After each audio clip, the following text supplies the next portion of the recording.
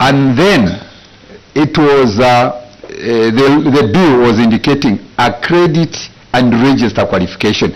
Accreditation was part of the quality assurance institutions like HEA to register with ZAKA.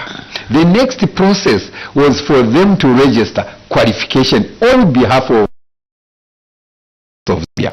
So now we have by virtue of awarding bodies that they give certificate, they will go directly to ZAKA. So that is where I was saying we have the comfort now that your concerns have been answered, and it is on what is that, part 4. May you read 22. It, please? May you read it? An awarding body shall apply to the authority for registration of qualifications on the national qualification framework in a prescribed manner and form on payment of a prescribed fee. Yeah, I think that is Doc, is that such? Yeah, go ahead, please. We are very happy that that has been done that way. Now, just a small worry that may come, that prescribed manner, that I hope it won't be another template other than the one that we are using with the HEA, because currently the same template, when we submit to HEA, it's supposed to go to ZAKA. So I hope they will not come with their own template to say now we have to put it in this way, because the information they ask for, HEA has incorporated it in the HEA template that we use. But otherwise we are very happy with that change. Yeah, but the template, I think the law that will be different now. For the template, it can it's administrative, I guess. Yeah, it can be. It might even be better than what you have. Okay. I think that the law allows them to have a template. Yes. It doesn't specify how it should be. Okay. Yes. No, but otherwise, Chair, I think we are very happy, because it was causing quite a challenge, and I think, as the Honorable Member said, it's our documents, and yet a third party was the one submitting. But now we're going directly. I think it's very positive, Chair. Okay. So, Honorable Smuzingi, we have said initially they were regarded as training institutions. Now they are regarded as awarding, isn't it? Yes. Can we get the definition of awarding there?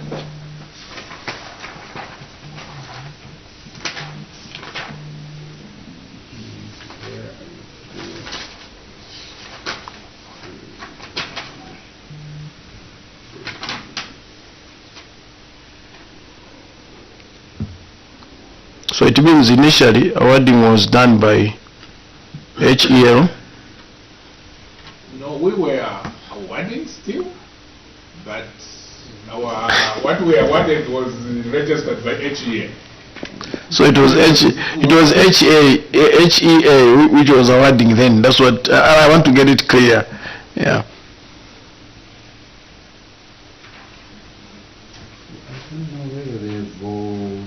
What they have defined is a qualification, which means a certificate, diploma, or a degree awarded by an awarding body on successful completion of a learning program.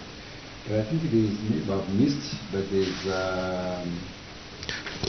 no definition relating to, maybe I've missed it.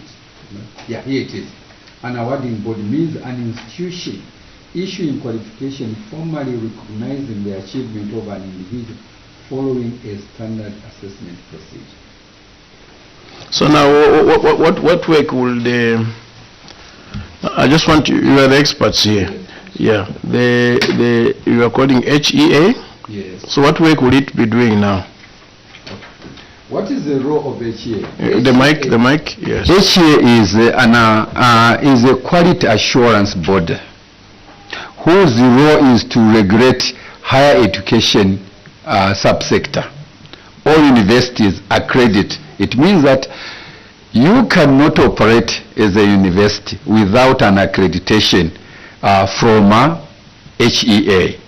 It is not an awarding body because it is not issuing certificates. Now, the universities, they have a dual role. One, they are training institutions, meaning that they admit students, they will go through the programs. At the same time, they are an awarding body by issuing certificates, diplomas and degrees. Now, the difference between the University of Zambia and the Examinations Council is that the University of Zambia as a duo is a training provider and an awarding body, while ECZ is solely an awarding body.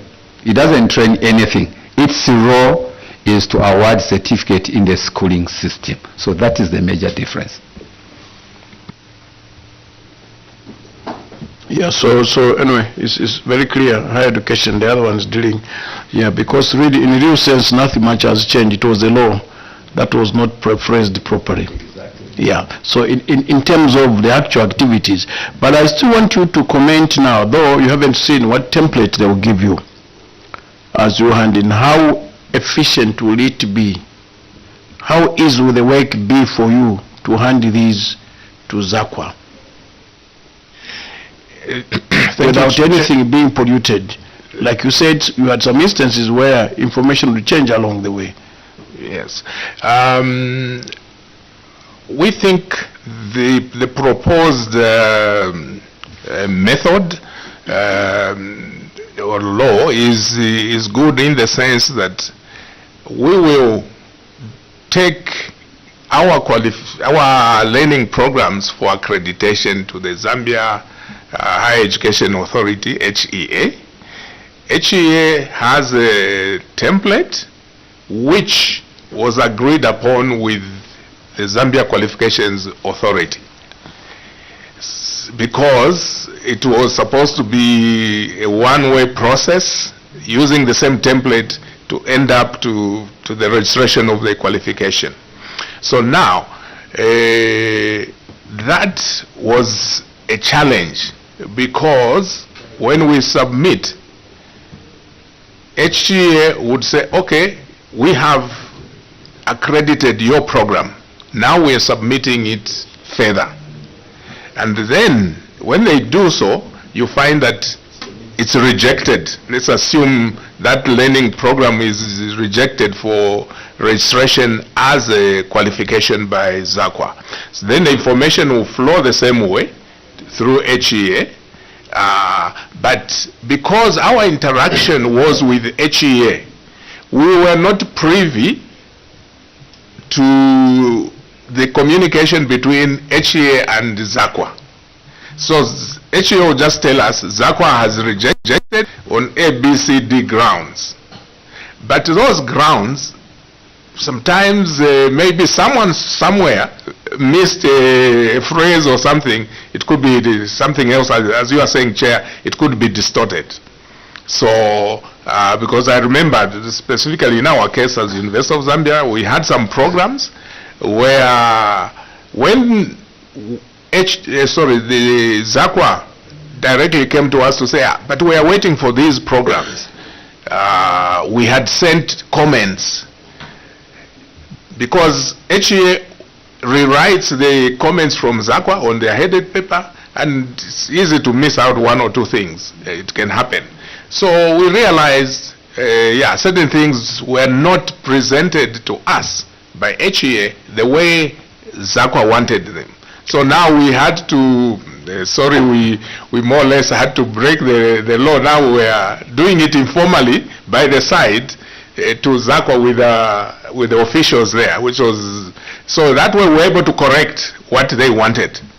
But had we followed of course when submitting we followed the route, but we also gave them a blind copy, the Zambia Qualifications Authority. They gave their comments informally and said it was okay, but formally we still sent it through HEA. So one, it took long. Two, the information was distorted originally from ZAKA to us through HEA. But with this proposed bill, I think it will help, because once, I think the two processes, as Honorable has mentioned, will now be, yes, they are one and the same, but they will be treated separately. So let the accreditation happen, and then the registration. But with the template, we think it's our hope and prayer that we'll continue using the same template that was developed, it was developed between the two institutions. So, because it has sections that relate to HEA, which is the main section, and then the sections that relate to HEA, to ZAKA. So we think we would prefer that we continue using this same template. Okay. If there is a change, then ZAKA, HEA, and the awarding bodies have to agree, have to sit and say, okay, this is the template. We hope that it will not be because they have the law to their side. I mean, ZAKA will just say, okay, this is the template. I think that will be unfair. So, No, thank you very much. yeah, thank you, Chair. Honorable Pavuma, do you have any question?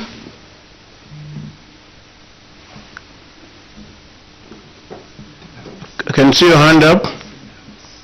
Okay. There's no response. I think we've actually taken 30 minutes. Yeah, may I take this opportunity to thank you for coming, University of Zambia, and for your valid comments, because you're a major stakeholder here in this whole process. And now that we have come to an end, I will now remove Cap 12.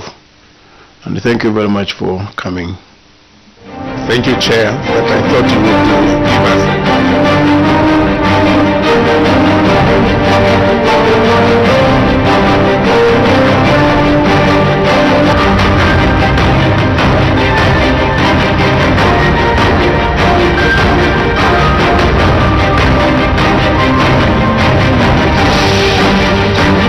In your report, you've indicated to us that the ministry did not do a needs assessment before they entered into this contract.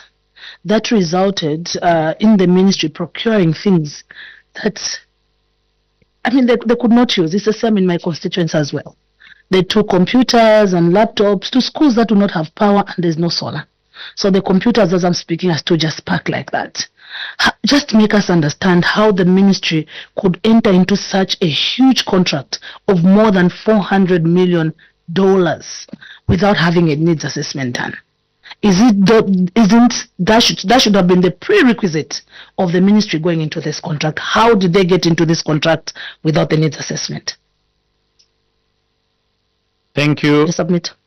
PS, just hold. We want to, honorable colleagues, let's exhaust this issue of the contract. Then I will proceed to my questions, because this is the basis of everything. You are guiding that for now? Yes, yes. We No, hold she's written the Okay. question. If there's any question, honorable colleagues, pertaining to this contract, yes, honorable service. I also wanted to find out, PS, the procurement, the procurement person who was then at the Ministry of one that signed the contract. I'm not too sure. Is he the person that is supposed to enter into such contracts on behalf of the ministry? Is that supposed to be signed?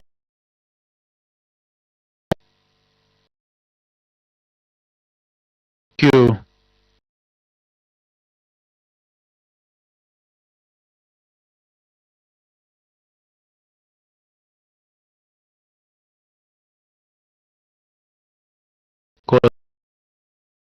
There's a creditor, whatever supply agreement are there. I think that's why those things were delivered. The other copy I've seen was signed by the minister then, Honorable Walyangandu, and the ST then, Mr. Fred Sonyamba. That is on the Minister of Finance. The other one we had for Minister of Home Affairs was signed by Honorable Mwanakatwe, Minister of Finance, and the ST then Mr. Fred Yamba. So we are on firm ground. If there's a contract, there's also a supplier credit agreement, we can proceed.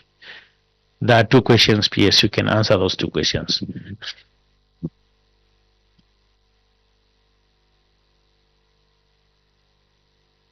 Thank you so much. I think for me, on that contract, I'm also agreeing that if you've ascertained it was there, we don't have to argue about it. All we wanted is this August House to validate and say it was there. And we're hearing from somebody from then education saying it was there. I'll proceed then on the issue of the needs assessment. Chairperson, normally when you commence a procurement process, there has to be a department that finds the need to procure certain goods and services. So ideally,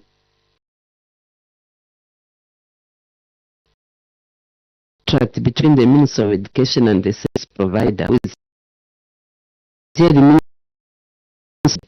we need certain things and itemize what you want, specifications and everything.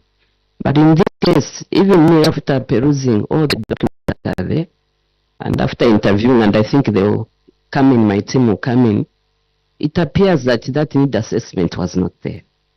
They impliedly, what I was getting from this procurement process is as though the service provider is the one who knew what we wanted as a ministry, not ourselves.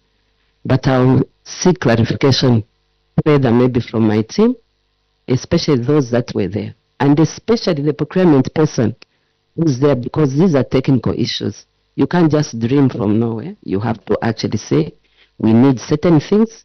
You clarify what you want, the quantum, you even specify the kind of goods that you want. Then you tell yourselves, we need to procure these and who's going to help us procure. I think I'll end there, Chair. Maybe there can be further clarification on that point, but that's the position that I find myself in.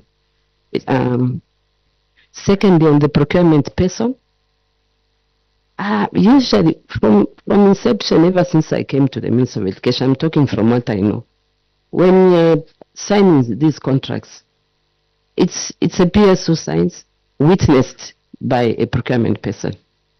But I don't know, maybe rules could have changed. But ever since I came in my ministry, usually I'm the one who signs as a PS, witnessed by the procurement head. I wouldn't want to comment much about that. Maybe rules could have changed. Thank you so much. Thank you. I think on the last item, PS, Honorable, it's a standard. Head of procurement signs as a witness, with the PS, of course. PS, a controlling officer. So that one, I think, is a standard. We are all aware. PS, in your submission, you are saying the needs assessment was not done, in short. I think that's what I've gotten from you. Those who are there, head of procurement, can you tell us why the needs assessment was done, and any other people were there when this transaction was happening? Maybe you can help us understand, as it were, why the needs assessment was not done. One, Honorable Nyambose, can proceed. Chair and the committee, sorry, I may sound to be taking back the committee. Just to ride on what Honorable Siveso asked. Chair, it was going to be better if we had the copy of the contracts so that we are seeing those small things. From the report that I get is the head of procurement signed the contract. If I didn't get you or him indicating that the PS signed and it was witnessed by the procurement, I just said that you indicated, Chair, that there was a signature of the procurement officer. The question comes back, is this the standard? If it's not the standard, I could have been comfortable if I was seeing who were the signatories. If there was that was not the standard, it raises some questions. Why that time, and why have things changed now? So I wanted you, Chair, through you, Chair, to seek a clarification on the same matter. Why, if at all, it was only the head of procurement who signed and not the PS then? Or maybe the rules have changed as submitted by the current PS. I wanted just that to learn, Chair. I'm coming to put myself to speed. I was virtually connecting last week. Now I'm learning. Welcome. Pardon me. Welcome. The PS then signed at the Ministry of Education, and the head of procurement witnessed, because the head of procurement will only sign after the PS, who is the owner of the ministry and the controlling officer. So that is what transpired in those contracts. Also at finance, the people who are guarantors, who is the Minister of Finance, then Mr. Waliangandu signed, and the ST signed then. So on the contracts, I think, and we are certain we're dealing with what is on the ground. I think we can proceed with the other question. Maybe head of procurement just put us to speed. And those other people who are involved, who were there, probably got some history on what transpired, as it were. Maybe you can help us that. And also my question still stands on pre-shipment inspection. Those who went to look at these goods at the supplier's premises or who traveled, tell us what transpired, what you saw, and what happened. We can start with a needs assessment. Thank you very much, Chair. On the needs assessment, Chair, I'll only state what was in the memo that I received, because I'm not competent enough to do an assessment for education services. However, that time, the Department of Curriculum and Standards was there, and it was being headed by a director. And we also had the Curriculum Development Center, which was headed by the Chief Curriculum Specialist. I think he is present in this meeting, so he should be able to maybe explain on the needs assessment. However, the memo I received, Chair, had issues to do with lapses and inadequacies that were in the teaching and examination of the revised curriculum. And some of the items which were mentioned are things that I think we could have all witnessed, where ICT lessons were difficult and sometimes examinations were also difficult. And that is what appeared in the memo that I had received on 31st March 2016. I would request, Chair, that maybe those who were in the curriculum standards, or indeed the Department of Standards and Curriculum, may help us. Thank you. Noble, so I have a follow-up question. Sorry, I didn't quite catch your name. My apologies. Sir, as you are giving us the explanations, you are saying, first of all, you are not competent enough. You are the head of procurement, isn't it? Former head of procurement at the time, and you've indicated you are not competent enough to know in the issue of needs assessment. I think that's very incorrect. First of all, you as a director, when you are being, you are being told to procure. One of the things, I was part of the procurement committee, and one of the things that I always looked for was a needs assessment. So if the papers are not in order for you to procure, you cannot go ahead. So I don't understand when you are saying you are not competent enough to in the area of the needs assessment, and you are talking about receiving memos, for you to procure. From who? Where those memos coming from? And then we also want to hear from the curriculum themselves, because on the issues that we have here, when we look at it, it was Nikarile writing to the ministry to propose to, they proposed to say, there are these things that, like they are the ones that were telling you what needed to be procured, and not vice versa. That's what I want to understand. I submit, Chair. Thank you. Please, let me have Mr. Jack Chishala, the Chief Curriculum Specialist, retired. Maybe you can help us. Where's Mr. Jack Chishala? You can, for now, temporarily exchange with him.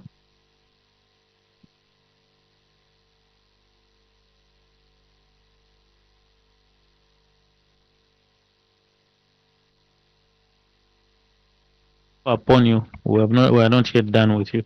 Yes, yes, Mr. Chishala, can you tell us the issues of a needs assessment? Was it done? If not, why was it not done? And who was the director then? Curriculum? One was former director then. Are they here? Or we have the director curriculum who's here? The current. Current is here? It's you? It's you? Okay. So you can make your submission, sir. For now, then we hear from the director, the current director. Thank you, Chair. At the time this procurement was being assessed, I was, and the dates that have been mentioned, I was not the chief curriculum specialist. I became the chief curriculum specialist far later in 2022. So I'm not privy to what transpired then. I was not the chief curriculum specialist then. When did you leave Or when did you go to the ministry? The Ministry of Education, when did you go there as a specialist? I went there in 2010. You went there in 2010? Yes. And when did you leave? 2022? 2020, in March. In March this year? Yes. So from 2010, you didn't know what was happening because this thing was done in 2016, 2017. What was your position then? I was a senior curriculum specialist in charge of practical subjects. I got to know about this when we went for the inspection at the warehouse of the equipment that was received. But before then, I didn't have any information. Honorable colleagues, you can ask questions. So when you went you didn't know, you just found yourself going to inspect the goods.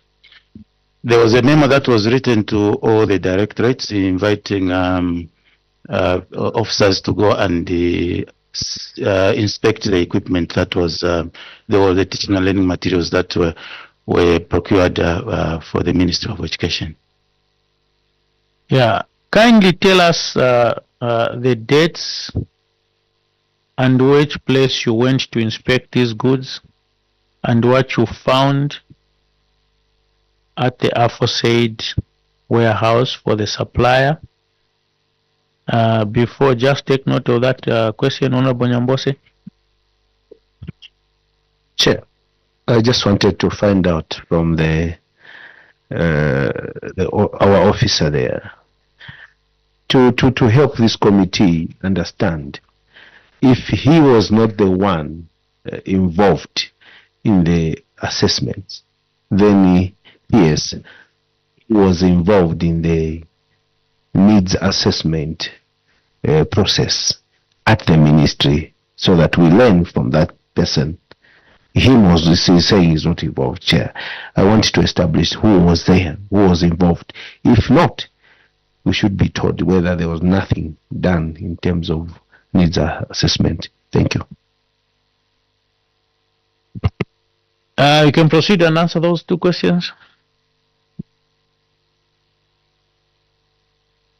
I think I'll start with the first one. We went to the warehouses. Yeah. I think, sorry to interject. PS. Sorry for that. I just wanted to make sure that instead of him talking about the warehouse, there is a Chirufia James here who was the one who was there. I think so that Where's chronological is here. Okay. Please take a seat there. And let me have the director can swap with the head of procurement for now, so that you can sit there to answer the next question. Director curriculum, you can sit, you can just swap for now with the PS. Mr. James Chirufia, we're asking questions. Yeah. You were the chief curriculum specialist then? Yes, Chair, during that period. Sir, we're looking for you. Could have just volunteered that I'm here. Tell us what transpired in terms of needs assessment. There are two questions already in the pending. You went to do the inspections. Where did you do the inspection? What did you find? Which date did you do the inspection? And who were you with? You can remember when you went to do that inspection. So start with the issue of the curriculum, which is very burning, which we haven't gotten an answer since you were the specialist then. Thank you. You can proceed. Thank you very much, Chair. I would like to start with the process that is involved in procurement of goods and services. As a user department, it was my... Please don't tell us the process. Okay. We are very... As a user department... Just hold on. Okay. Yeah, you speak through the chair. It's only me who tells who to speak and who not to speak. So we've asked you a question. Focus on your department. Needs assessment. The procurement processes, forget about that. We know. Just focus on the question and what you've been asked. You can proceed. There was neither a verbal or written correspondence to ask the department to do the needs assessment. So we never did a needs assessment as a department, and we were not aware of what was going on. Thank you. Tell us, you were not aware of what's going on. what motivated you? Did you get any kind of documentation you can produce to this committee which gave you or which motivated you to go and inspect things we're not aware about? At the time the goods arrived and the team from my office went to inspect the goods, I was not part of the team that went to inspect the goods. But I'm aware that the team from my department went to inspect the goods. Oh my goodness. Maybe, Chair, to help each other, I don't know, I would like to know the time when the inspection was done because I left in 2020. So I'd appreciate if my assistant could tell me. Thank you so much. I don't know what even Honorable Nyambose. Chair, if you allow me, Yes. arising from the submission, which is very clear, may I find out, I'm a layman, when you doing procurement, is the needs assessment report or document part of the requisite document before you sign a contract? Procurement. Thank you so much. Maybe let's establish from Honorable Kalila, maybe you can submit, then I'll get back to procurement. Okay, thank you, Chair. Just listening to the discourse around this procurement, I just want to find out from PS whether this procurement smacks of corruption and should therefore be investigated further, so that we don't waste further time, Chair. As you can see, everybody's passing the buck. Thank you.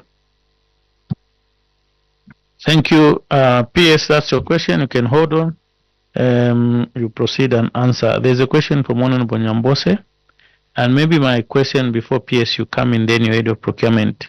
Head of procurement, you signed on this contract to procure. And when you're signing a contract, it should itemize things you're procuring, and you should have an understanding. So maybe also help us to understand what is it that you're procuring which you didn't know about, because you said the memo came for you to start procurement. What is it that you are procuring? Maybe you can hold on. PS, you can answer Honorable Kalila's question. Chairperson, in summary, yes, I think it will be too much for me to conclude of what the honorable member said, but rather I think that's why we are before you, to ascertain finally whether there is such which the honorable is talking about or not. For me, I cannot conclude that, but I think it's the August House that can conclude after hearing us. Thank you. Thank you, Head of Procurement. And Honorable Nyambose, you asked a question to the specialist. Chair, my question was after getting the response from the specialist, it came back to the procurement. Being a layman, is the needs assessment report part of the requisite documents that is used as the basis of procurement? Now it comes to also what you have asked. What is it they were procuring if there was no document to say this is the thing? Then finally, Chair, a memo came from who? Thank you. Head of Procurement, you can proceed.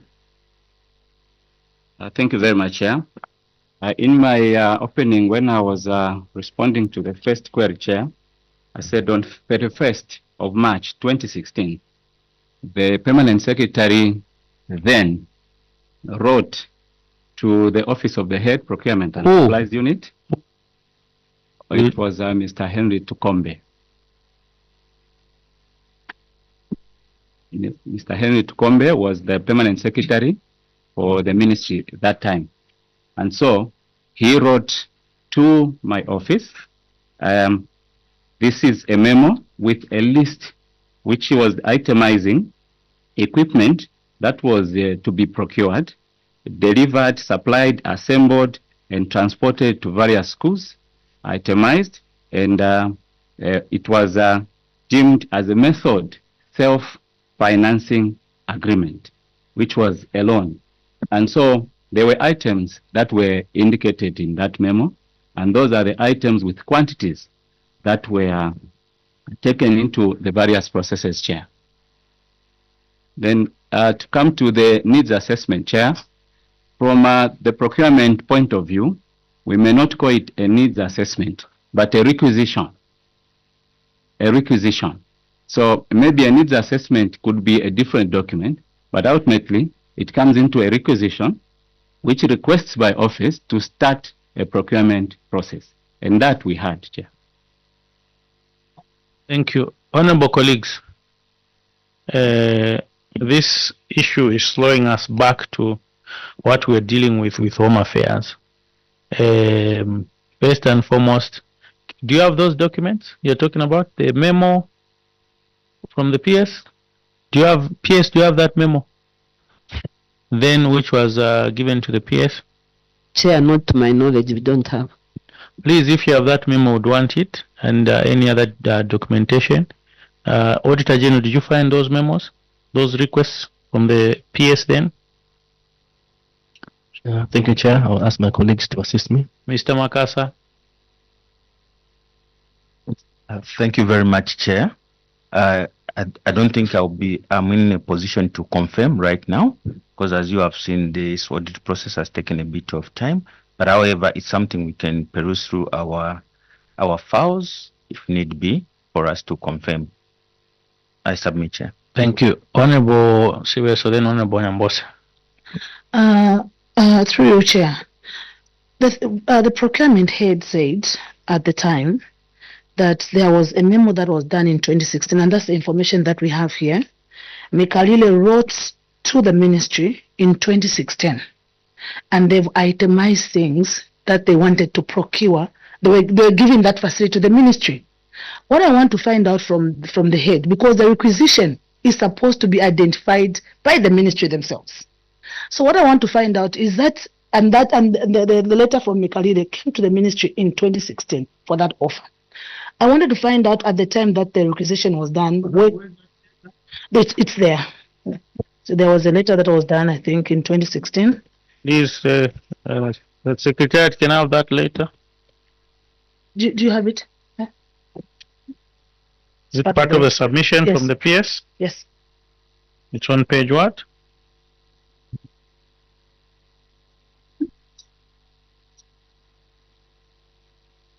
Chair, just give me a moment. Where Mikalile wrote. Yeah, I've seen the letter. Mm-hmm. Appendix 1. Okay. Appendix 1, Mikalile wrote to the ministry to request to supply certain things to them. Proposal to supply, delivery, and assemble various school design and technology equipment, office furniture, up to the far end. I wanted to find out from the head of department, and if you see that later, that's 25th February 2016. Yes, proceed, Honorable, proceed. I wanted to find out when the requisition from the ministry was done for the procurement. And also, if that requisition that was done by the ministry also collaborated with what Mikalile proposed to supply to the ministry. So those two. Is there a collaboration? Are they the exact same things that Mikalile proposed to supply to the ministry? The same things that the requisition that was done, and when was the requisition done? Thank you. Head of Procurement, tell us there's a letter before us which was on 25th February 2016. We want to ascertain when was the memo. I think the memo was he mentioned, was it 31st March, and this is February 31st March 2016. 1st March 2016, Chair. Okay. So, Honorable Subes, from the letters, there was this solicitation. Okay.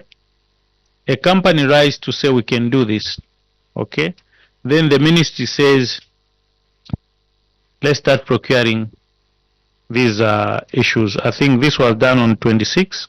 The following month end, a memo is written now from the PS, then to the head of procurement to start the processes. Yes. Okay, Chair, I'm not a procurement person. You know, I'm an accountant. From the head of procurement, just from the way the things they were flowing, you are the one that is a technocrat in this area when it comes to procurement. Do you think that this is how it should have flown? The way the documents were flowing, first there's a request from a supplier, and then after the request from the supplier, then you come back and do a memo for supplying, and then all that is being supplied is identified by the supplier and not the ministry themselves. And that's not that's not 1 million, that's $400 million. Do you think that's how it should? Do you think that's the procedure that you should have followed in having this done? Thank you. Head of procurement, you can proceed. Thank you very much, Chair. From the requisition, Chair, it is, if you see, maybe the letter that you're looking at, Chair, was written to the Permanent Secretary.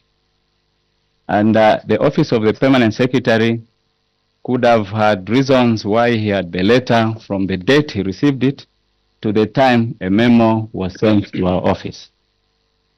And now, our memo, when it came to our office, the procurement processes start in various ways, Chair. There are also what is called unsolicited bids, which come to ministries at any time that one may have seen something that may be meaningful to that particular ministry. And any business person out there can write an unsolicited bid and send it to the ministry. And this could be one of the things that could have happened after maybe the supplier could have assessed what was out there and indeed what was in public domain of lack of teaching and learning materials.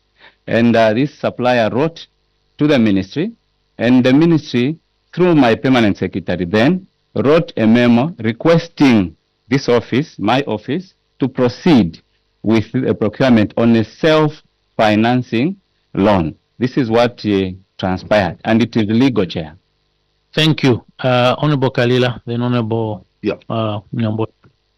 Thank you, Chair. Whereas it is generally acknowledged that you can have unsolicited bids. I mean, it's not the first time it's happening. So many unsolicited bids have been put through. So the question I have is that, is the ministry, I'm actually buttressing the point by my colleague here from Mwandi. The fact that an organization writes to you for an unsolicited bid and you immediately embrace it, a month later, as we have seen, you write to procure, and then there are all these problems. The question is it still within your powers that even if it's an unsolicited bid, you are still able to go through to try and assess whether it correlates with your needs or not? Do you have to blindly, especially that there was no needs assessment as we have gathered, do you then have to just blindly go ahead and procure? Is that the way things are supposed to be done? That is the question which was asked by my colleague here. And we didn't get that answer. So in short, the officer agrees with the processes and the procedure that was followed. Is that the position? Thank you. Honorable Nyambose. Chair, it may point to the same, Chair. Earlier there was a question, Chair, whether in this whole process someone may see or people see corruption. That's my starting point, Chair. Chair, I come from a constituency which has no ocean or a sea.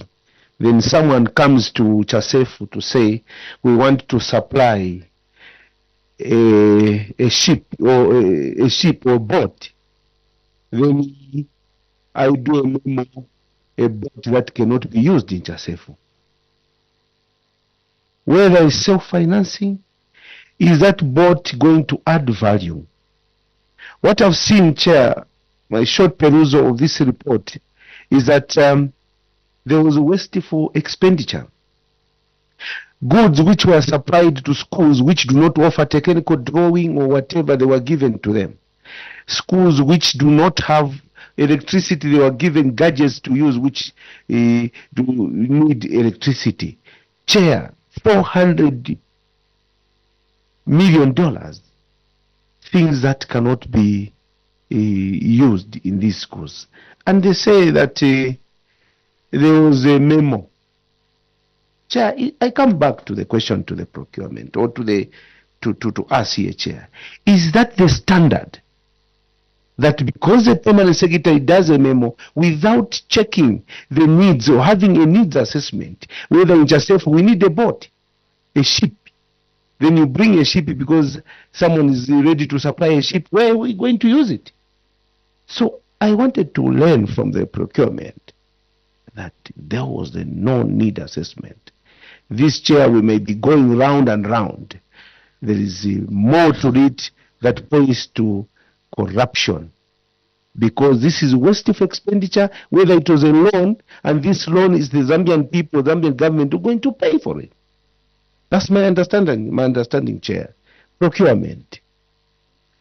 Honorable, can you conclude your question? My point is that as the procurement officer was seeing things that were given to him by the permanent secretary then, Mr. Henry Tukombe, what came to his mind and his profession to see to it that there was a gap?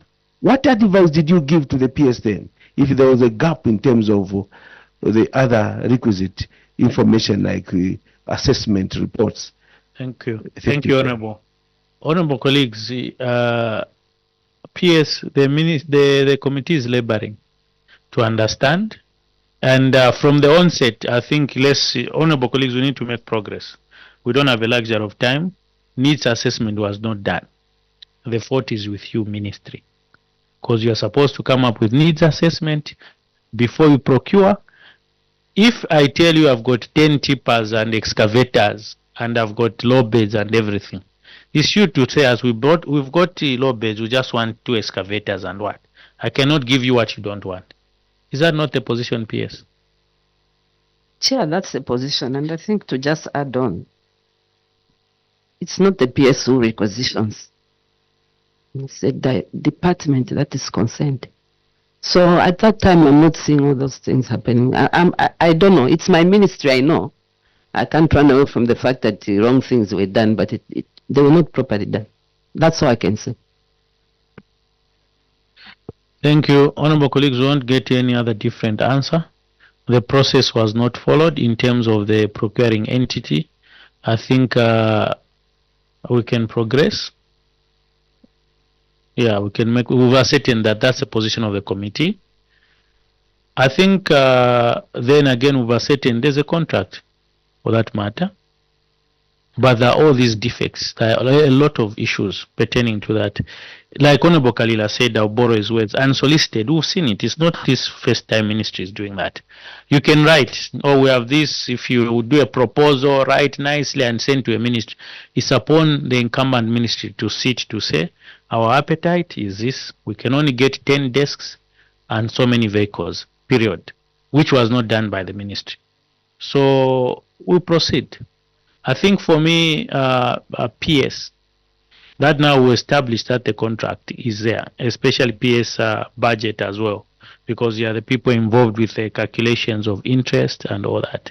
I think I'll ask my honorable colleagues to ask, then I'll give you also a position, because this thing is pulling us back to the Ministry of Home Affairs, what we had recommended to you to do as Ministry of Finance, and also what we recommend now to the Ministry of Education to go and do. Because we still go around circles. There's a contract, honorable colleagues, things have been delivered, some things are not delivered, some things are defective, so now we are dealing with after the fact. So processes were not followed. Okay, all this thing talking about ZPP, everybody here, we've seen people come here and say, Attorney General cleared. So who are we? But that's how our colleagues in the civil service have been escaping, is to say this one cleared. So me, if it's cleared by Attorney General, we proceed. But we've been misled most of the times in this committee, and government has been losing a lot of funds, as it were, due to those factors. So we want to see to it that I think there's sanity moving forward. But I'll ask colleagues to ask questions, then I'll give my remark. So honorable colleagues, Honorable Sibeso, you can ask. I'm not too sure whether we can proceed because there's this and then there was the financing agreement. Are we just dealing with ministry? Just your guidance? Just your guidance. Are we just dealing with Ministry of Education, or we can also ask the Ministry of Finance? Because I wanted to find out something in regards to the interest. Honorable, like I guided last time, Minister of Finance are moving. They are twins now. They are twin ministries. So there are twin ministries with education. They are the guarantors, are the ones who are dealing with the supplier credit agreement. So you can ask them questions simultaneously. Okay. That's why you hear me referring to, I go this side, because by the end of the day, the payment and renegotiations are going to be done by the Ministry of Finance. Okay, thank you so much, Chair. PS Ministry of Finance. We're looking at the supplier credit agreement, and in there is interest of 138 million. I wanted to find out what percentage is of the, I think it's 53% when I did the calculation, interest that the Zambians are going to pay on a contract of 259 million kwacha. I mean, $259 million. That means that for every $16 million that we are paying, there's interest of $8 million. I wanted to find out from UPS, is that the standard? I know this contract is for a period of almost 10 years, but is that the standard of 53%? Because that interest is even more than Kaloba that you borrow. Even when you go on the black market, Kaloba is usually 50%. But here as a ministry, we are incurring interest of 53%. Is that the standard?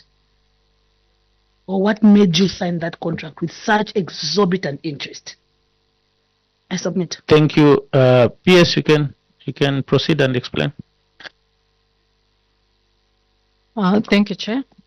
With regard to interest payments, as is the case with any borrowing that a country may make, it would definitely depend on various factors. So it's not a standard interest that you pay on different loans. It depends on, first of all, for example, some of the factors. It's whether a loan is concessional or a loan is commercial. And then also, if a loan is commercial, for example, it will also be affected by other factors such as credibility in terms of perhaps the data. So various factors will affect the rate at which interest rate will be at, and also based on how you negotiate the contracts. So there would not generally be a standard of what the interest would be, but of course the essence, the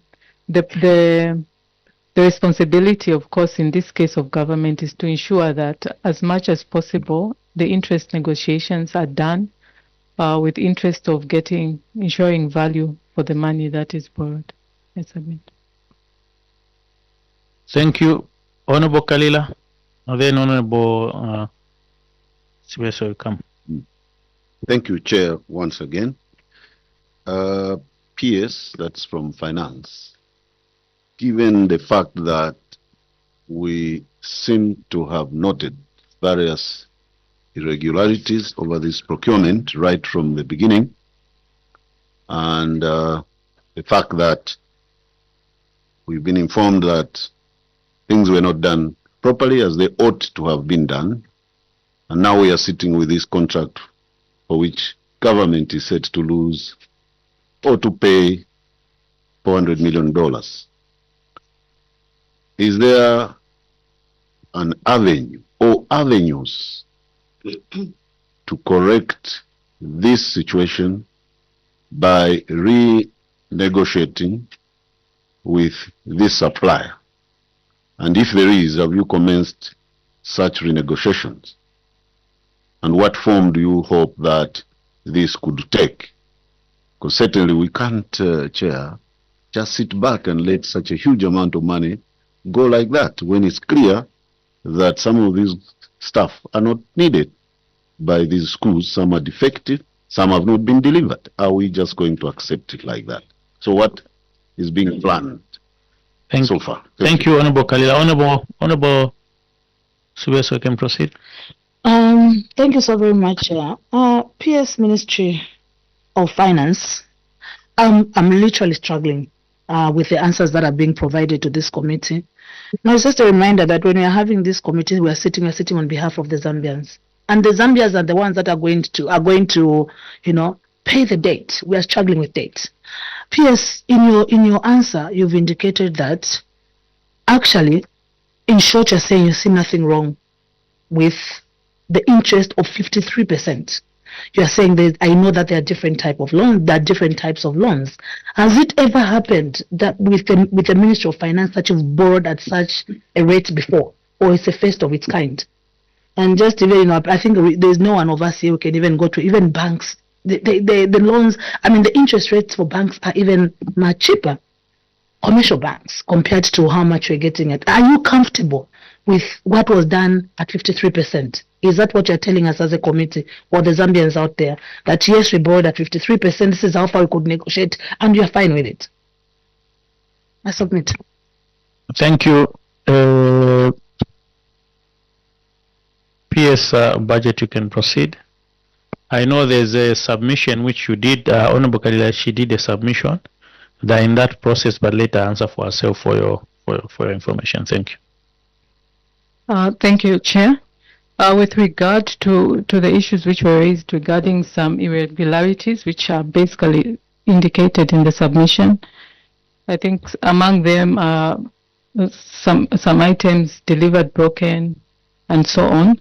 We did make a submission indicating that we'll take these into account as we undertake debt restructuring. As the honorable members may be aware that government has been undertaking a debt restructuring process with its various creditors, and Mikalila is among the private creditors on this loan that government borrowed. And as we go into discussions on this matter, that will be taken, those issues which have been noted will be taken into account. I'll just ask my colleague to just come in terms, I think there was also a question of whether we have begun. I'll just ask her to just come in to give a bit of detail. Stella. Thank you. Before PSU proceed, the other person proceeds. Honorable Sibes, I just want to understand, because I was asking now at the general 53%. I'm seeing here the 5.35 I was consulting, which is the interest. So I don't know, maybe just help us. Where's the 53%? Where is it?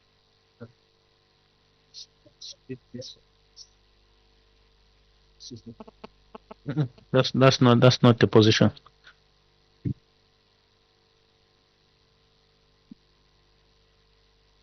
Maybe finance confirm, is it 53%? Because now I'm getting lost.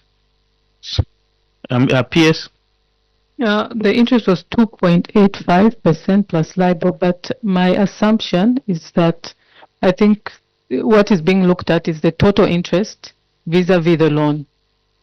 Or vis-a-vis the loan.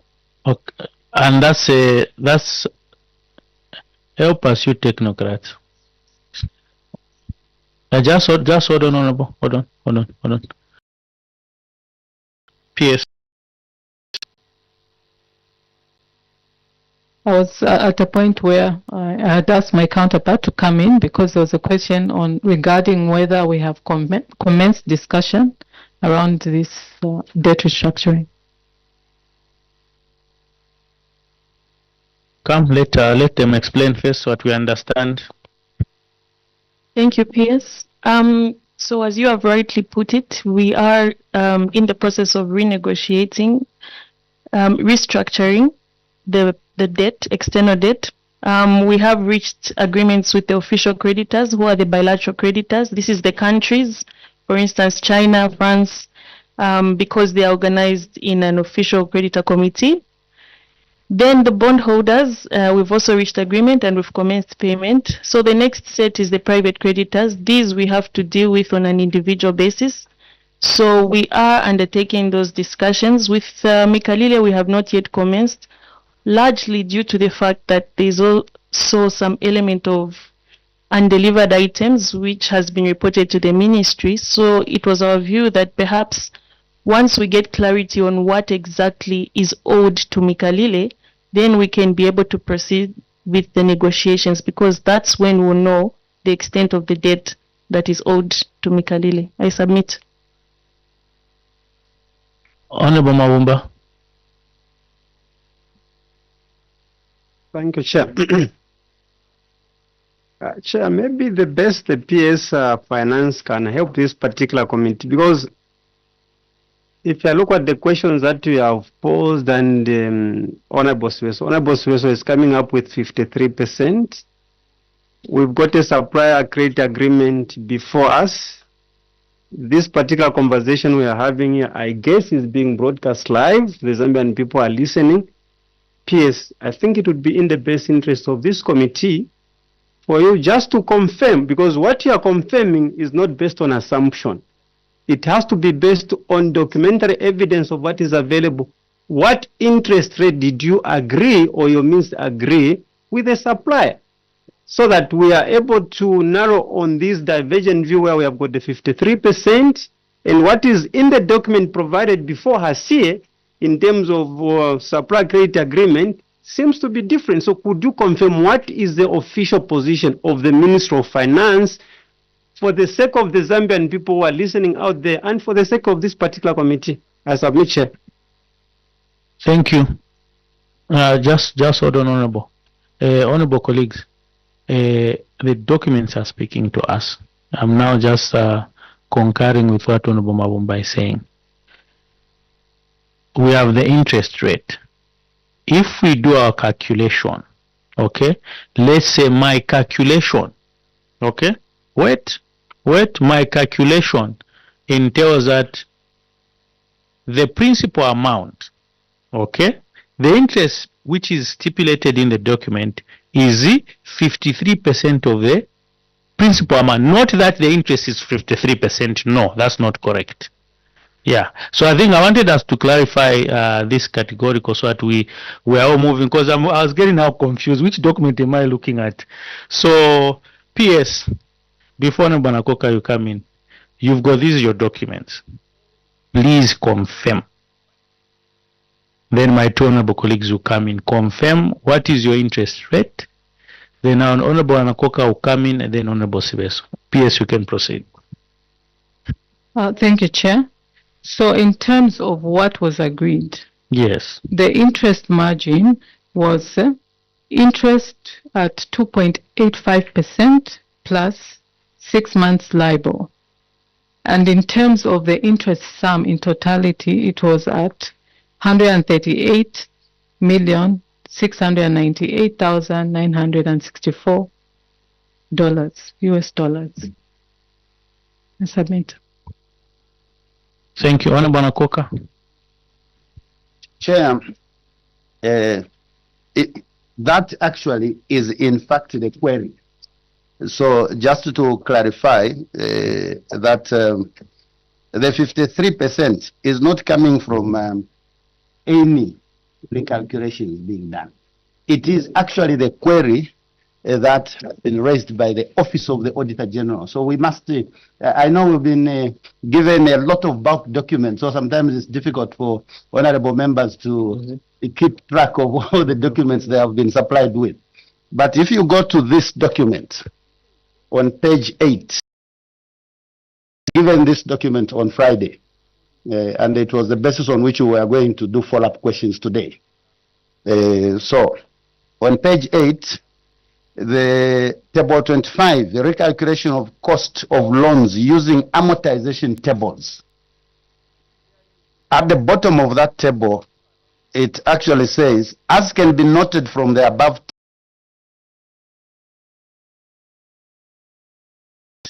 $1,690,000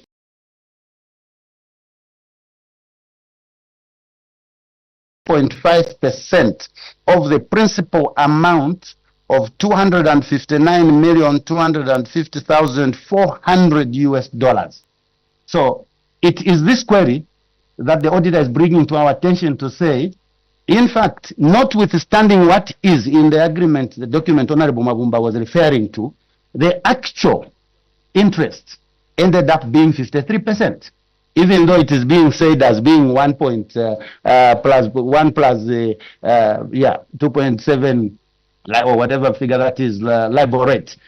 Actual cost ended up at being. So let's not be stuck into what it should have been, because when actually resulted into a much smaller amount. So I think that should. Thank you, Chair. Thank you, Auditor General. That is your document we are discussing. Tell us. Thank you, Chair. As rightly stated by the PS Minister of Finance, the interest rate is 2.8%. And if you look at the paragraph, I think the query was the issue to do with the overpricing of the calculation.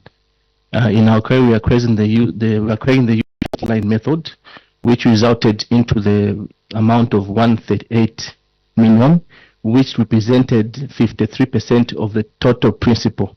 Not that the 53% is the interest rate, but it represents the total amount of the principal. Honorable colleagues, that's what I wanted the Auditor General to state. So interest is not 53%. Wait. Interest is not 53%. Get a statement. 138 million interest charged is representing 53% of the principal loan. Okay, so how much is the interest? No, in terms of percentage, how much is the interest? Sure. I'm not understanding. Honorable Anakoka. Okay, Honorable Kalila. No, I just wanted to suggest that these matters which border on the committee making a decision be left to the committee itself when we are done with the process, to allow the witnesses to return to their, because these are matters we deal in the back room. Yeah. So that we are not seen to be arguing among ourselves. I think it's neater that way. That was my first point. The other one is, just as we conclude this subject matter, and noting that there has been success in debt restructuring, as has been announced, we all know in the public domain, and I think I have seen that we have since resumed paying some of our debt, right? So, are you going to proceed and also pay the supplier before we clear all these gray areas? Or have you put the supplier on hold? There's a danger that you could be paid before we even conclude this process. Thank you. Thank you, Honorable Sureso. I think with the guidance from Dr. Kalila, that is fine. I think I was misunderstood. What I was trying to say is that over the period of 10 years that you are going to pay back this loan, the principal that was borrowed, I passed mathematics with a distinction. The principal that what was borrowed was $259 million. But over a period of 10 years, what you are going to pay is $401,838,120. So cumulatively, when you look at that 138 million, when you do look at the principal, it has actually been noted. It's 53.5%. So I'm not talking about the actual that is charged now, and it's been noted in the Auditor General's report. So let's also read our report. So that I'm not saying that's what I was trying to say cumulatively. That's what I was trying to say. And whether we look at the end of it all, what the Zambians are going to pay is a 53% over a period of time. 138 million. That's the figure that we are looking at. That's what we are trying to communicate. Thank you, Honorable Mawomba. Honorable Chair, I think this conversation is not very different from what we had with the Minister of Home Affairs. And for me, we have got government departments here working for the same state, If you remember very well, there was issue of amortization from Auditor General's office. Then there was an issue of the straight line method. And just like, of course, maybe not different from what Dr. Kaga was saying, this is also a matter like you had guided last time, Chair, where the Office of the Auditor General and the Minister of Finance could, outside maybe this conversation, sit between or amongst themselves to deal with this particular matter, because you can't have the same state departments coming up with different positions. So in the end, if we're not very careful, we may end up misleading one another. So maybe probably, Chair, my humble request from yourself, since it is similar with the other ministry, is maybe where the two departments can probably, you know, behind the cameras, probably sit and reconcile between themselves and give us a very clear position, so that when we speak on behalf of the Zambian people, we can speak factually. I submit, Chair. Thank you. Honorable, we don't have enough time. Why I wanted members, I wanted them to exhaust the issue of the interest. Because the position, I actually alluded to that effect, Honorable Mabumba, to say it's the same. Here we have unreconciled. That's why I think from inception we wanted the ministry to authenticate issue of the contract. Was there a contract? Because that was the basis. If there was no contract, we weren't even going to discuss all these things. Then it falls off. But there's a contract which we established. I think my earlier guidance, even I wanted us to just exhaust this part and understand, because I think we were sitting on a different aspects.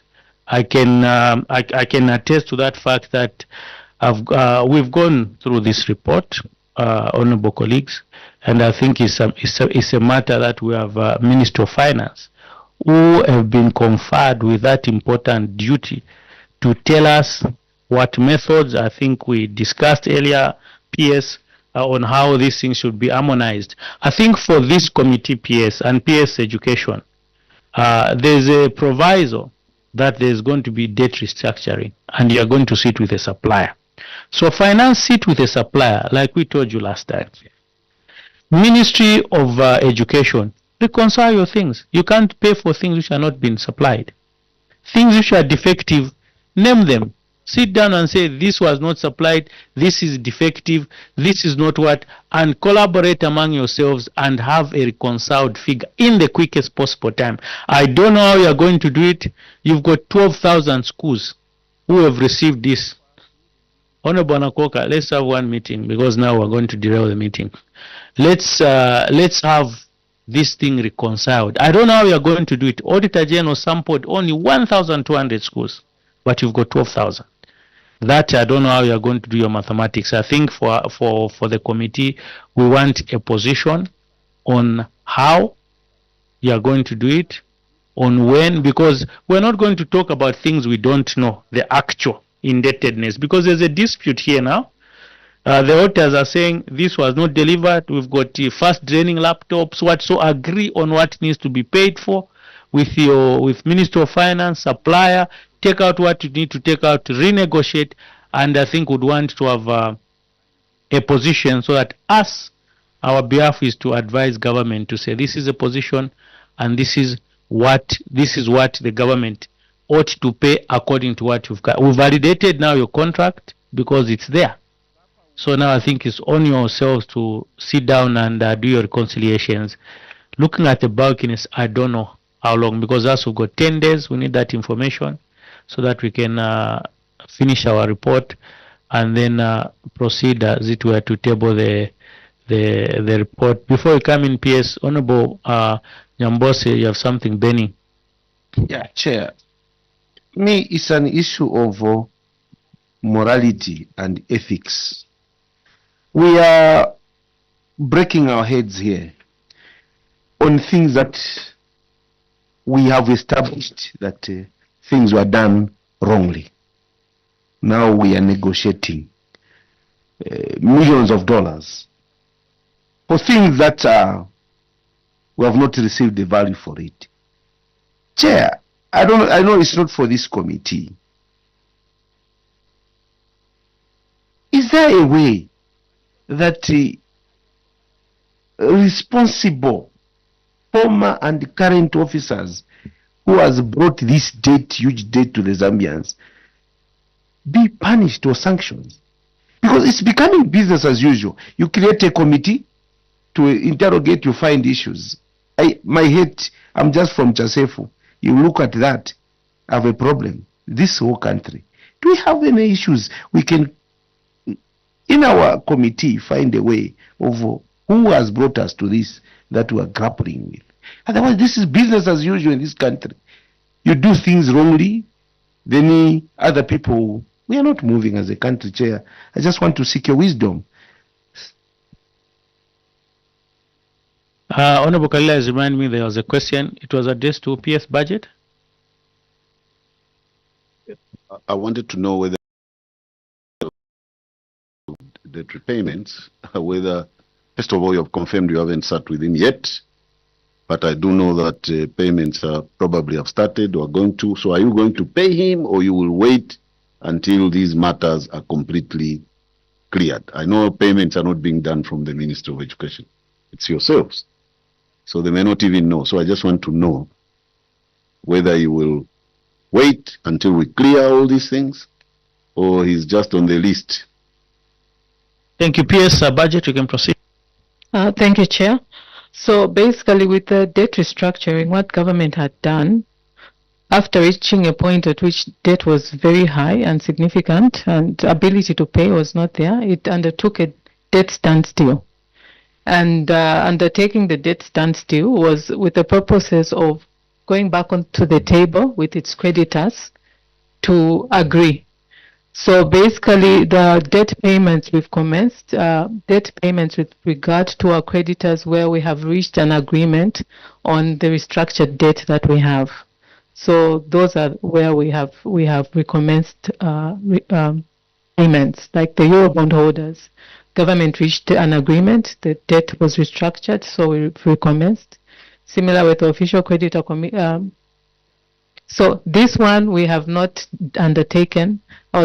Apologies, I was getting to that point, just trying to make it, to build up. So with this creditor, we have not undertaken the debt restructuring, so we have to have those negotiations. So as guided by the chair, the issue of undertaking the reconciliation in terms of what was paid, so that we get to a point of actually knowing what we owe based on what was supplied, is key, so that now we can sit at the table and renegotiate around the figures. And hence, following that, then payments are made. Thank you, PS. I think I've guided. PS Education. Thank you, Chair. I think for the way I'm looking at things, for things to really come out well and you say, or you conclude by reconciling and so on, I just want to seek, Chair, your indulgence that the supply should also be cooperative. The reason why I'm saying so, at one point I wrote to him seeking for guidance on how he can allow us to itemize each item, give it a price, so that we're able to reconcile things properly. The suppliers never come forth. We wrote again, wanting to call him for a meeting. He even gave an excuse, wrote back and said, okay, 15th. He never came back. So I'm saying, if this thing is going to be concluded, I think we need the supplier to be also cooperative. Particularly that we are here, who were not even there. He has to assist us. I'm bringing this to the August House, that perhaps you are the ones who should help persuade the supplier to also be cooperative, so that in the end, we reconcile and come to a position. Because in any case, Minister of Finance cannot pay without anything being reconciled from the side of the Minister of Education and where they supplied. So I'm just bringing that to your attention, because it's important. Thank you, PS. Supply, I've got something to say. Thank you, Chair. It's quite unfortunate that the PS can say right now our internal auditors, the auditors from Ministry of Finance and the auditors from Ministry of Education, they are going around the country in all the provinces, and they are checking the items, they are doing verification. Thank you, Mr. Supplier. Switch off the mic. This is your housekeeping. We don't want to start discussing these issues. That's why I was very hesitant to open up this discussion on that aspect. So, supplier, sit down with your client, do your reconciliation. I think that's what we are recommending as a committee. We want to see that it's for your own benefit. It's for the benefit of us as government and ministry to ensure that we come out with a win-win situation, and we know the actual indebtedness to the country. I think that's the position, honorable colleagues. Honorable Nakok. Chair, thank you for your indulgence. I wanted to seek your indulgence, Chair, that maybe we do a short recess and look at one or two issues, and as the witness and everybody else are having a tea break. Yeah. Thank you, Honorable Nakok. Honorable Kalila. I second this proposal. I was actually coming to that. I actually told the clerk to check tea, so I took a break. So it's fine. Thank you. PS, the two PS's immunity has been lifted. You can break for tea. Honorable colleagues, we can have a small chat. Thank you so much.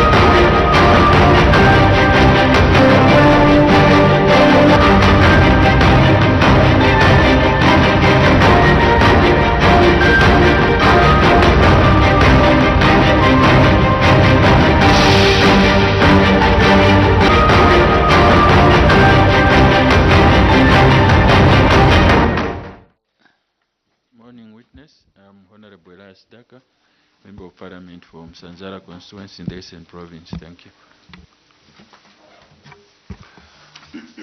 Good morning, ZIALE. Thank you, Honorable Chairperson. Thank you.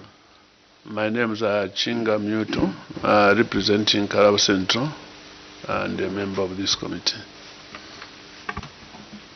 Thank you, Chair. Good morning, witness.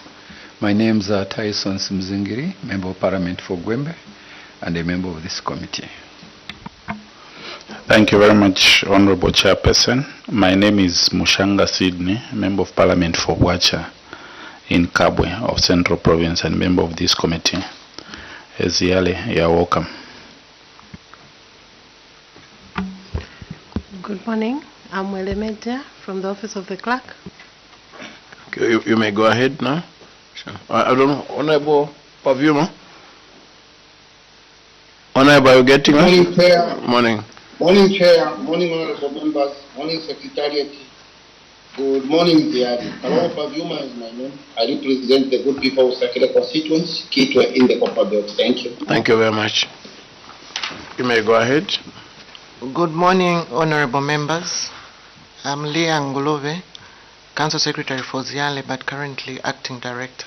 Okay, thank you. Good morning, Honorable Members. My name is Mwansa Grace Kalava, Examinations Manager at ZIALE. Okay, thank you.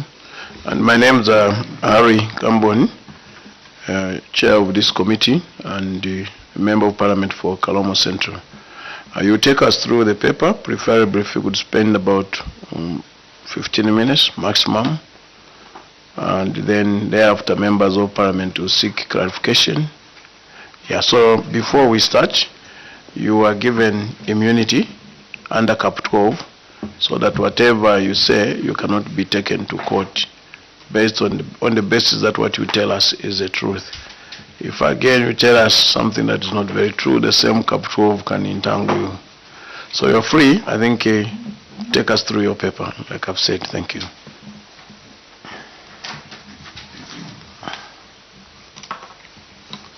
Thank you, honorable members. Thank you, Chair. We received a request from National Assembly, and in our response, we prepared a memo, and which was submitted to National Assembly sometime last week. So this response is submitted as part of the consultative process on whether there are any ramifications that would arise from the Zambia Qualification Authority Amendment Bill number 7 of 2024. Perhaps, Chair, if I may be allowed to start with the background of our institution. Yes, sure. Go ahead. Yes, Chair.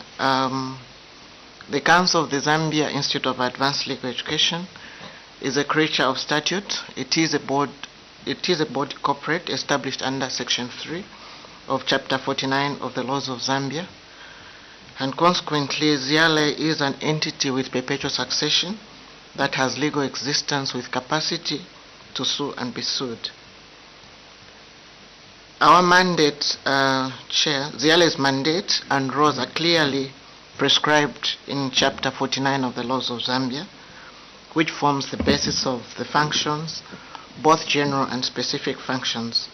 The specific functions are outlined under Section 4 of the Act. And in terms of our main mandate, which is provision of training, we do provide training, national, regional, and international, postgraduate legal studies, and training legislative drafting.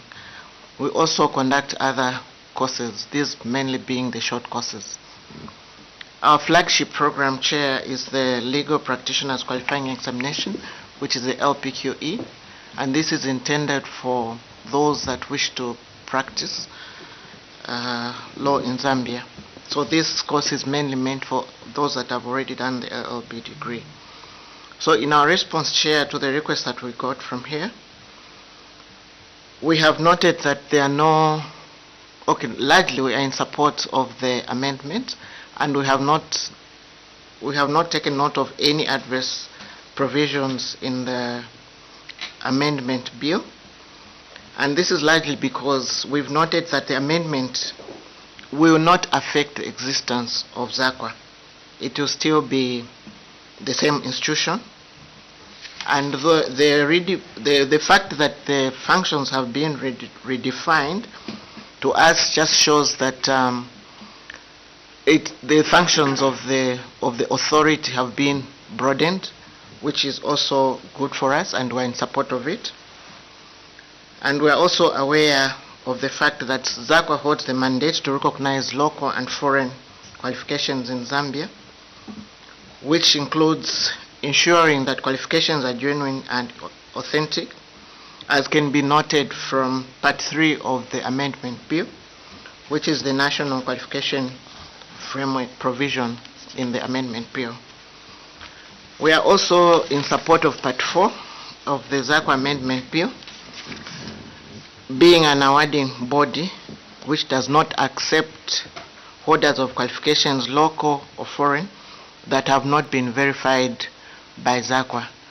So we do depend on ZAKA for the large part in terms of getting assurance that the qualifications that students present to us are genuine and authentic. And we've also noted that all foreign qualifications must be sent to ZAKA for verification as provided for under Part 4 of the Amendment Bill.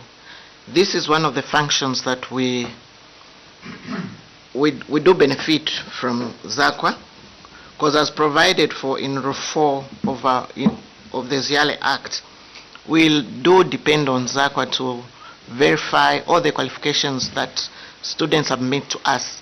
So we're happy that this function will still be performed by ZAKA, and it will not affect our operations in any way, because this is what is currently obtaining. And we also noted, Chair, that the other provisions of the Act appear to be standard, and in terms of the enrollment process that we undertake, with reliance or with the help that we get from ZAKA, we are in total support of the amendment that has been proposed, and it will not affect our operations in any way. Because even currently, we only support qualifications that have been verified by ZAKA.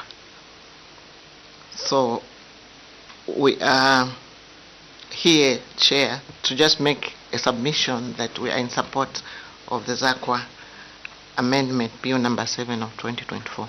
I submit, Chair. Thank you very much.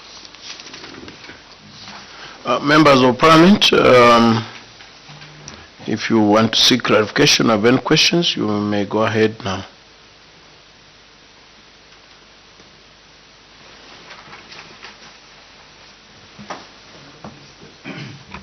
ZIALE is an awarding body. Now, how many qualifications, if at all, you have submitted for registration by ZAKA? You may go ahead. Yes, please go ahead. Thank you, Honorable Member. Like I did indicate that Rule 4 of the ZIALE Act has a provision which requires us to submit. In fact, our students are the ones who normally submit their qualifications, starting with the school living examination, grade 12 certificates, LLB degrees, and I think basically just those. So our students do submit those to ZAKA for verification. And then as an awarding body, we are in the process of having the postgraduate diploma in legislative drafting registered by ZAKA, and even the the LPQE completion certificate. So we have not yet completed the process, but we have started, and we are hoping by the end of this year we'll have the 2 qualifications registered on the framework. I submit, Member. You can go ahead. Yes. ZIALE, I just want to get some clarification on your legal practitioner qualifications examination. Is this a qualification or this is a practicing license? If it's a practicing license, can it be registered by ZAKA? Thank you, Honorable Member.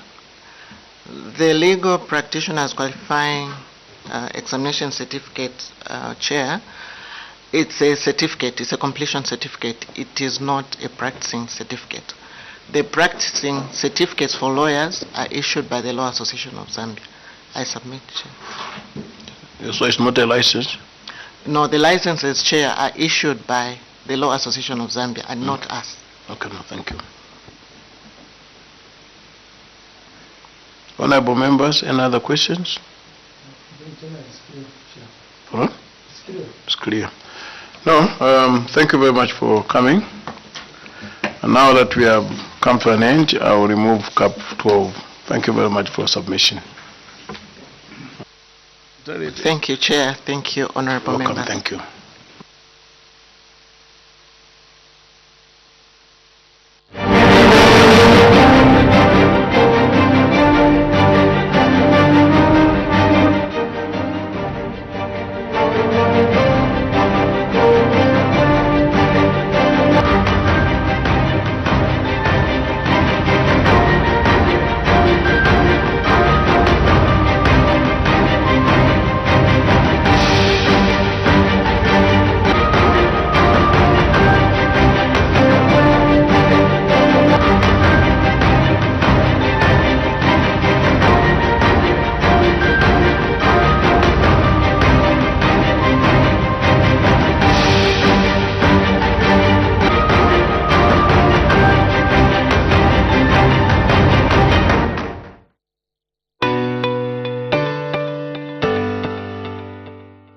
You can now advertise on Parliament Television and Parliament Radio.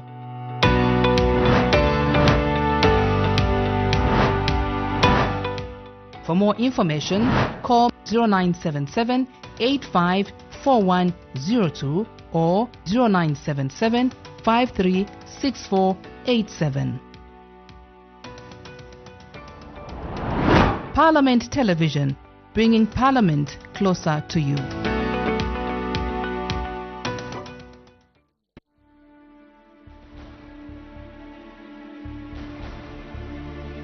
Zambia. Even saying the word is a multi-sensory experience.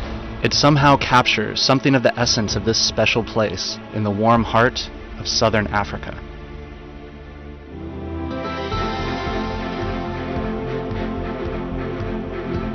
Take in the mighty Zambezi River, the majestic Victoria Falls that form Zambia's natural southern border, and the national parks overflowing with wildlife. Immerse yourself in the fast-growing towns and cities, teeming with history, light, and life. Then visit the vast lakes that seem to touch the stars and engage with a plethora of different ethnic groups, cultures, and languages. Together, they make up the intricately woven fabric of this remarkable country. To visit Zambia is to begin a love affair that will never be exhausted, and unlike any that you have ever experienced before. For all the superlatives that man has used in his attempts to describe Victoria Falls, none are able to do this incredible natural wonder justice. You have to see it for yourself. It is a truly awe-inspiring experience. Livingston, once Zambia's capital, and the Zambian side of the falls have become a mecca for discerning adventure tourists. Peer into the abyss from Devil's Pool at the edge of the falls. Career down the powerful rapids from Batoka Gorge in a whitewater raft. Bungee jump from the historic Victoria Falls Bridge. Or fly over the falls on a flight of angels. Whatever activity you choose, you'll be left with a renewed appreciation for the sheer might of nature. Kafue National Park is amongst the biggest in Africa and is home to more than 130 species of mammal and more than 400 bird species. Enjoy the wildlife from a different perspective on a boat cruise or a canoeing or walking safari.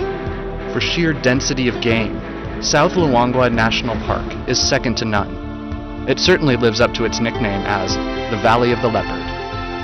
The stunning Liuwa Plains play host to the world's second largest wildebeest migration and boast some of the most striking vistas you will see anywhere in Africa. At Kasanka National Park, you can view the largest mammal migration in the world when each November, literally millions of fruit bats cover the skyline as the sun sets. Zambia's bodies of water are as abundant as its wildlife. Although it is landlocked, this country has more water than any other in Africa. There are the long, meandering rivers, some of which are interspersed by waterfalls that are only narrowly surpassed by Vic Falls. Then there are the lakes, from the vast, remote Lake Tanganyika, far in the north of the country, which is one of Africa's Great Lakes, to Lake Kariba, Africa's biggest man-made dam. Kariba is an increasingly popular beach holiday destination that is strangely reminiscent of the French Riviera. Or for the best bath of your life, visit the incredible Kapisha Hot Springs.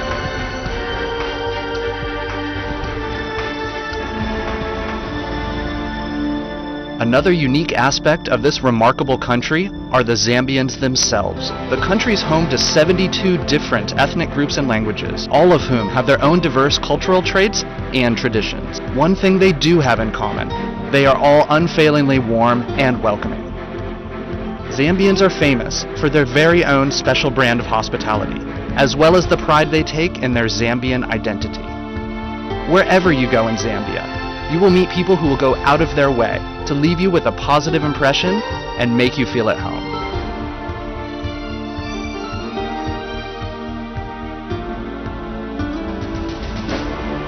So what are you waiting for? Book your trip now and enjoy the kind of African experience you've always dreamt of. Whatever it is you're looking for, you can always be sure to find it somewhere in Zambia. So let's explore.